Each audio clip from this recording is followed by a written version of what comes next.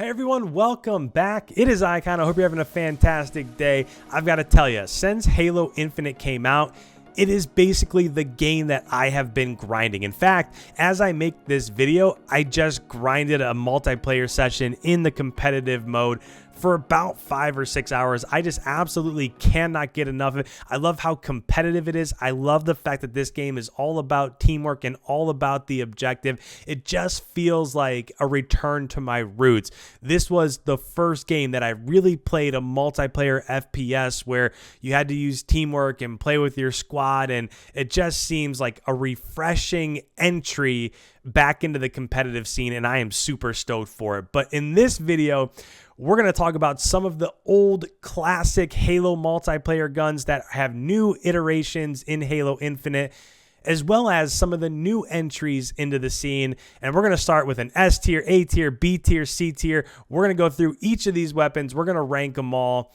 So without further ado, this is our graphic here. We're going to start with a Stalker Rifle, and we're going to place it where we feel it goes on this list, and we'll just continue basically in reverse alphabetical order here. So to kick things off here, we have the Stalker Rifle. When it comes to the Stalker Rifle, this is a new introduction into the scene, and really it's just like a DMR, right? It's just a marksman rifle. It is an energy weapon, so it has 100% clip, and as you pull the trigger, it does 3% of that away.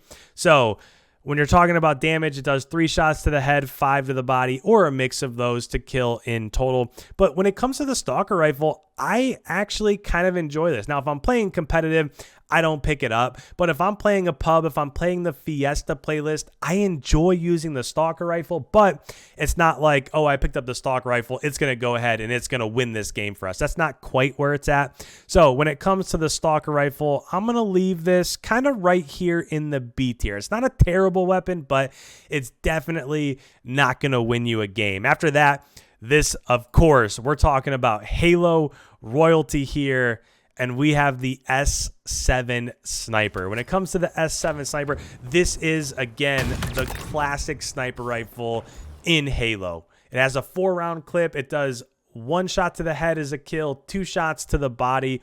And when this comes up on the map, whether you're playing competitive or not, you rush to that sniper rifle because it can absolutely, if you have somebody that can shred with this thing, it can change the game. So I don't know about you guys, but there is no doubt about it. This thing is going over into S tier. So S7 Sniper over into S tier without a doubt. Next up on the list, we have the M41 Spanker, or these are the rockets, right? This is the classic rocket launcher that we have known for the entirety of the Halo franchise. This works just like all the other rockets have. If you're playing competitively, it has 2 rockets as you pick them up, but normally that's enough to advance your position depending on if you're playing oddball or CTF or whatever. Of course, insane splash damage. This is one of those weapons where you kind of want to wait until your enemy's on the ground, right? Because if you shoot at their feet and they're at the top of their jump,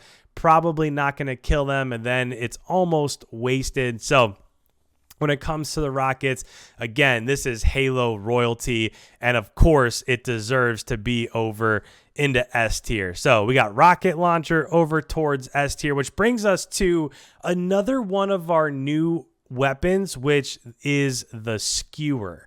So this, I gotta tell you, is extremely rewarding and super fun to use. Now, when this was put into the game, it was meant to be anti-vehicle. If you shoot a vehicle with this, it just absolutely tears it to shred. But in multiplayer, if you pick it up, whether you're in big team battle, you're playing the Fiesta playlist or whatever, this is a 1-shot kill, and it just fires a super fast projectile. And of course, every time you shoot it, you have to load another one into the barrel.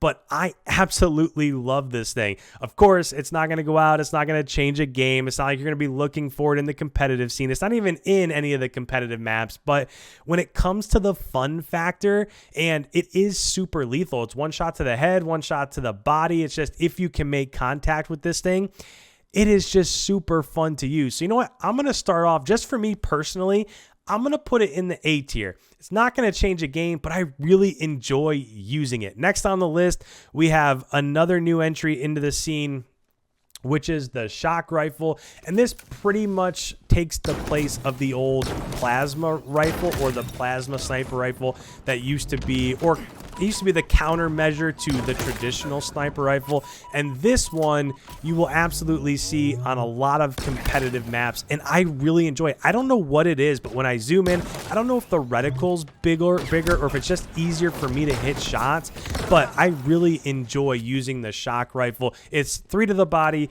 1 to the head, so basically you're either trying to finish a kill or get a headshot. But when it comes to this, I absolutely love this shock rifle. It's one of my favorite weapons. I absolutely look for it when I'm playing in the competitive mode.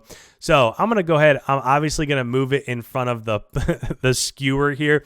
Obviously, it has it's much more usable and serves a much greater purpose than the skewer, but the skewer is still fun to use. Next on the list, we have the Sentinel Beam, and this is one that I don't care where it's at. I don't care what we're doing on the map. I hate this gun. So Sentinel Beam is basically just a laser weapon. It has 250 energy per mag, and you hold it down and there's a laser that come up. It recoils. It takes forever to kill.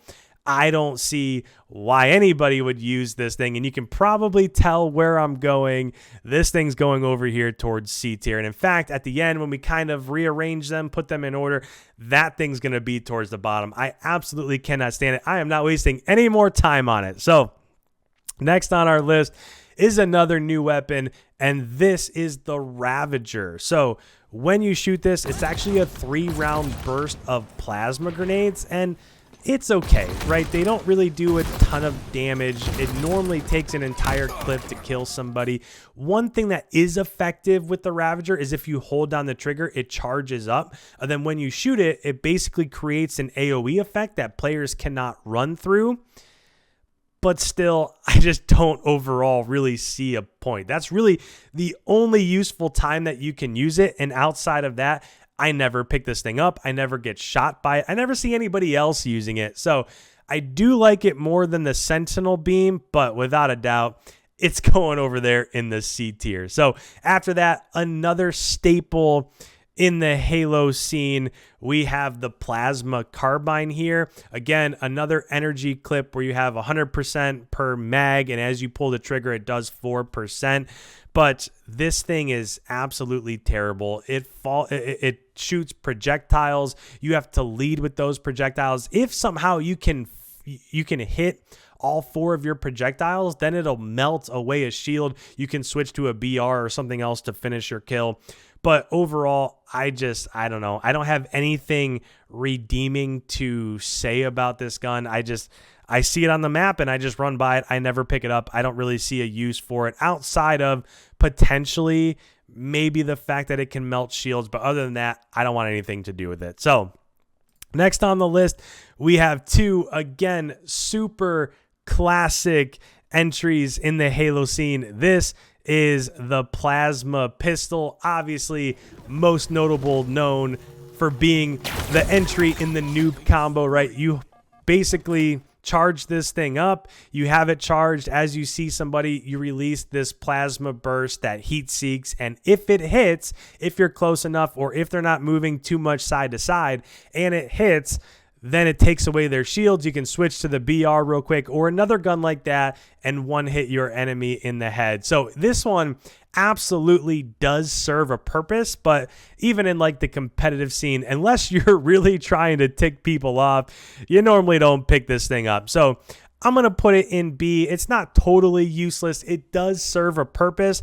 I just don't really love it. And then after that, we have the Needler. And again, the Needler, when it comes to Halo, another gun where you hold down the trigger, it shoots needles that heat seek. And if your enemy's not moving and you connect with those, it absolutely is an insane weapon to use. But if they're moving or if they're too far away, it is pretty much useless. So this does have a spot in Halo, but if I'm coming up on somebody and I see they're not moving, then maybe I'll switch to my needler and use it, but I definitely don't use it in competitive.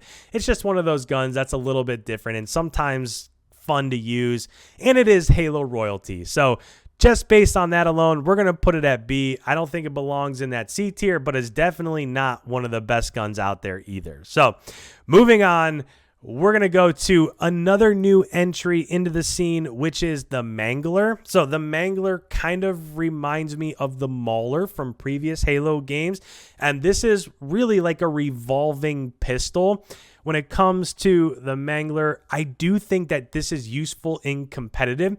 If, for example, you watch any of the competitive tournament this weekend, you'll see some of these guys using it, because if you pair it with a BR and you're able to have maybe a 1 or 2 shot, if you can hit a headshot with your first entry and then switch to your BR, you'll absolutely kill people quicker than if you're just using a BR the whole time. So I'm not going to go out in a pub and search for this or whatever, but if you pair it correctly and use it in the correct scenario, this thing can actually be pretty decent. So because of that, you guys might disagree with this one, but I'm going to go ahead. I'm going to put this thing in the A tier just because, again, it's useful. It's viable. When you watch the HCS, so the Halo Championship Series, if you watch it this weekend, you'll see this used quite a bit. So I'm going to go ahead. I'm going to put it in the A tier, and we're going to move on to another new entry into the scene, which is the Hydra. And this is a bit different. So this is another launcher. It fires projectiles, but they don't have any fall off. So they basically shoot in a straight line. They don't really do any splash damage like a grenade launcher, but I feel like it's pretty easy to hit your shots with this. I always shoot this from the hip. If you're talking about how does it work overall or what's the damage like, it's really just used like a DMR. It takes 3 shots to kill, but I think it's pretty fun. And if I see it on the map, then I'll pick it up. It's usually not that easy to find, but I enjoy the Hydra. So it's another new entry into the scene that is different. I don't know if it serves a purpose, but I enjoy it. So I'm going to put it in the B tier.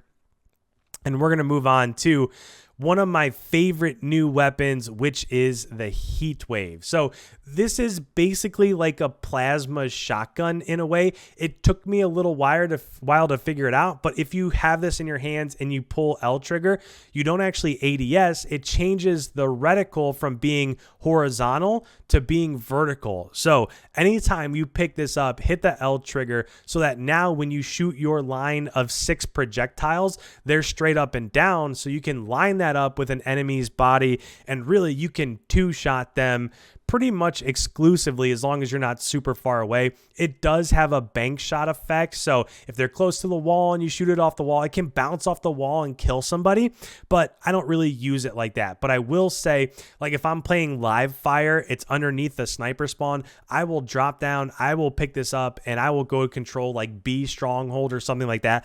I absolutely love the Heat Wave. I think you're going to see a ton of amazing plays with this gun in the competitive scene. So I'm taking the Heat Wave and I'm putting it over in S tier. I think it's fantastic, which brings us to the Gravity Hammer. So this is the same Gravity Hammer that has been in the Halo series forever.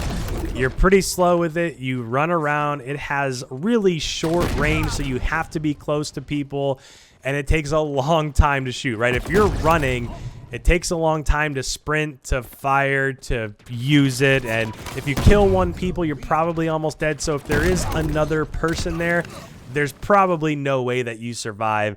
I guess if you're just trying to troll and creep around and be annoying, then you can use it, but it's definitely not viable if you're trying to absolutely go out and shred and play competitive or anything like that. So Gravity Hammer, it is an iconic Halo weapon. I just don't love it. So I'm going to go ahead. I'm going to put it in B tier. We've got 7 left. So the next one, another Halo royalty weapon. We have got the Energy Sword. When it comes to the Energy Sword, obviously a one-hit kill.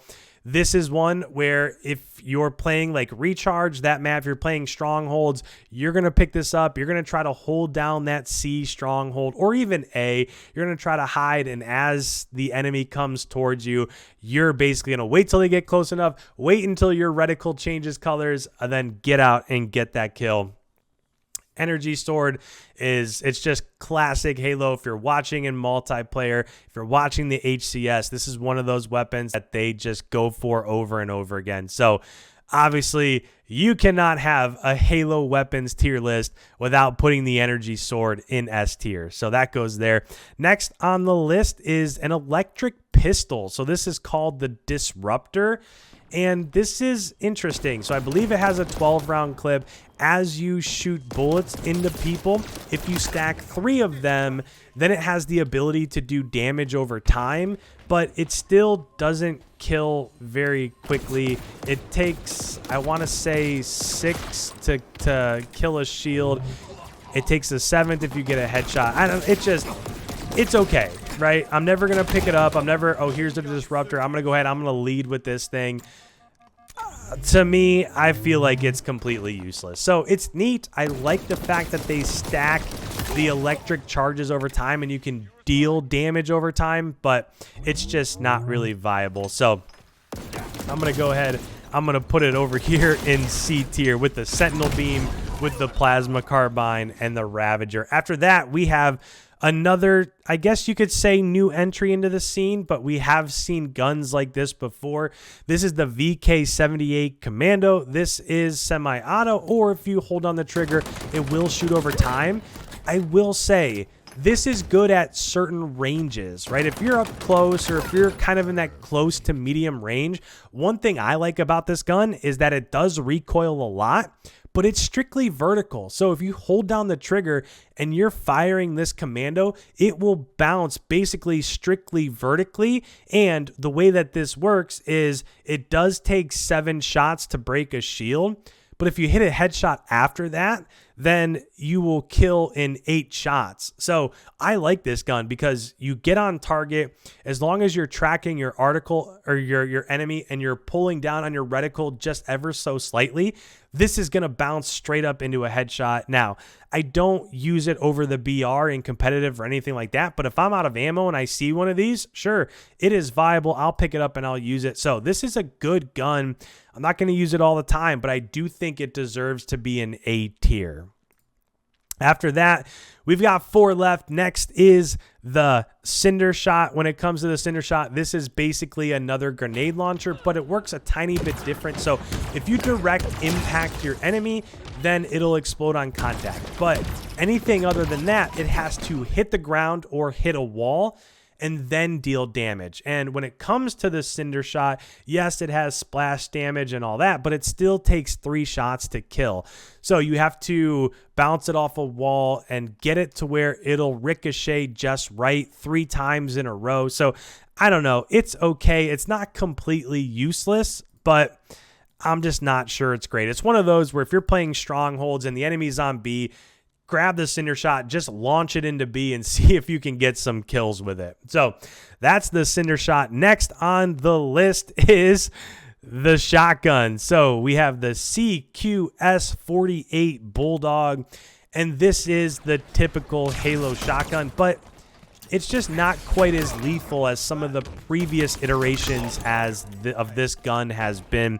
So if I see it in competitive and I run by it and I have a BR, I will pick it up because you never know when somebody's going to be close to you and when you might want to use it.